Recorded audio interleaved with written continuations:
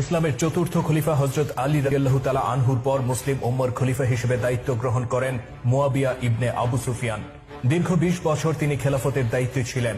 শাসক হিসেবে ইসলামের অনেক নীতিমালা থেকে তিনি সরে আসেন এবং উম্মার সাথে বহু ব্যাপারে বিশ্বাসঘাতকতা করেন।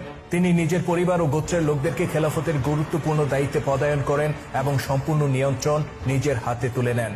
তার সবচেয়ে বড় বিশ্বাসঘাতকতা ছিল এই যে মৃত্যুর আগে তিনি নিজের পুত্র ইয়াজিদকে পরবর্তী খলিফা হিসেবে ঘোষণা দেন।